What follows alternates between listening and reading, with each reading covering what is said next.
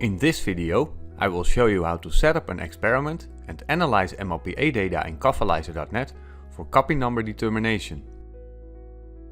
First, we open the organization and project to which the experiment has to be added.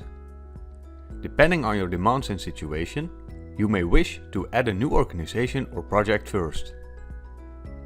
When you add a new organization, keep in mind that you also have to add a CE device to this organization. For instructions, please refer to the cofalizer.net reference manual or knowledge base on the support portal. Now right-click on Experiments and select Add Experiment. Then, we enter a title for the experiment in the designated field. I recommend giving your experiments logical names, so you can easily retrieve them later on. Check if the correct CE device is pre-selected. If not, you can pick the correct device from the drop-down list. Click OK to continue.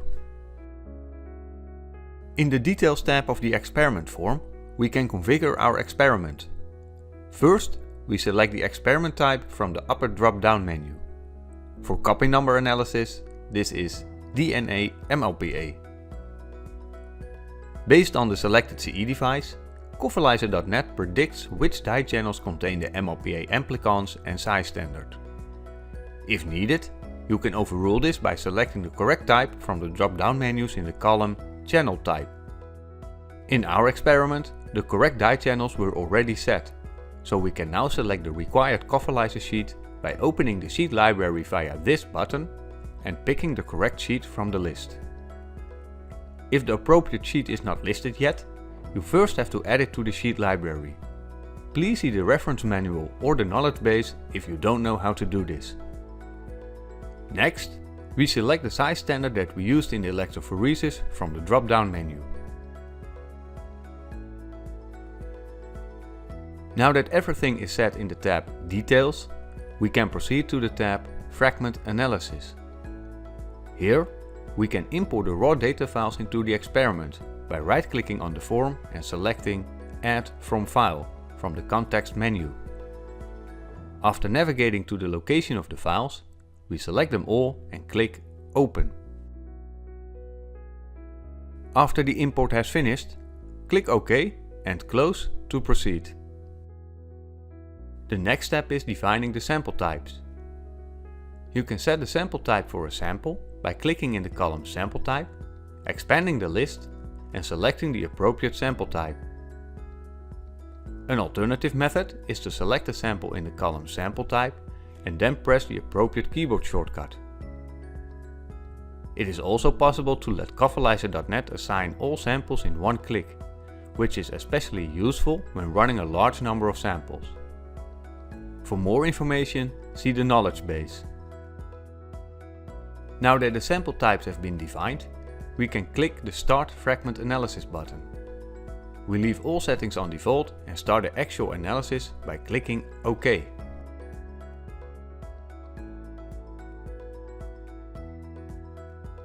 It is mandatory to create a manual bin set based on your data and use this during fragment analysis. More about this can be found in the cofalizer.net reference manual or in the knowledge base.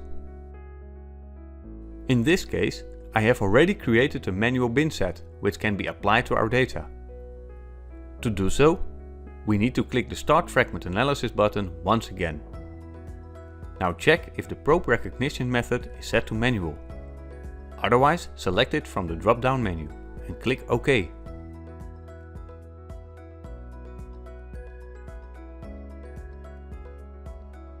As you can see, several quality scores have been determined. Of these, the FRSS and FMRS are the most important. The FRSS indicates the quality of the electrophoresis, and the FMRS is a measure for the quality of the MLPA experiment itself.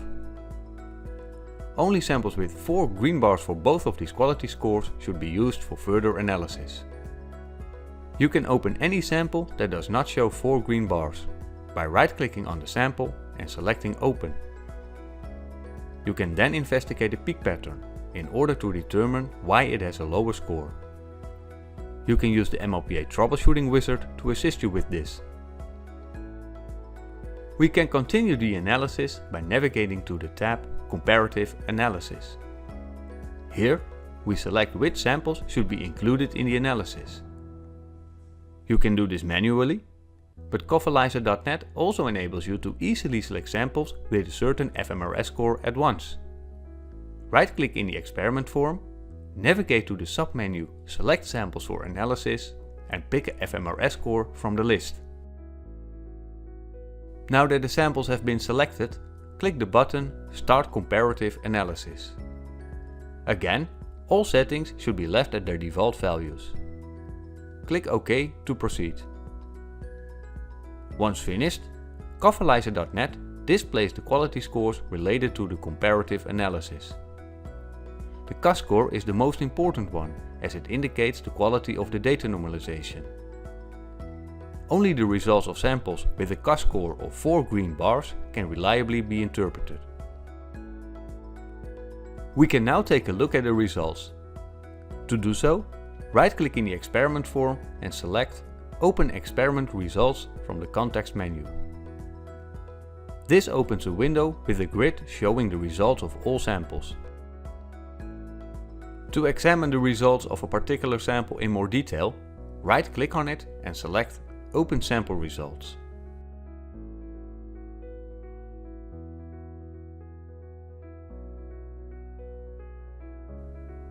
You can view the results of other samples by scrolling through the list on the left side of the screen.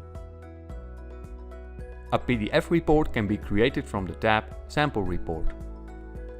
Right-click in the grid and select Create PDF Report.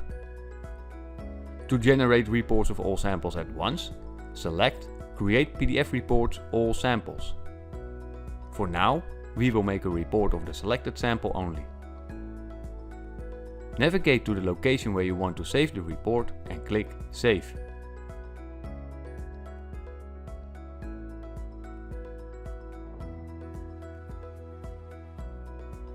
Consult the most recent product description and the MLPA General Protocol for DNA detection and quantification of DNA sequences for interpretation of the results. In addition, see the cofalizer.net reference manual and the applicable e-learning module for more information about the display of results in cofalizer.net and interpretation. Close the sample and experiment results to return to the experiment form. Click Save and Close to save the experiment and the analysis results.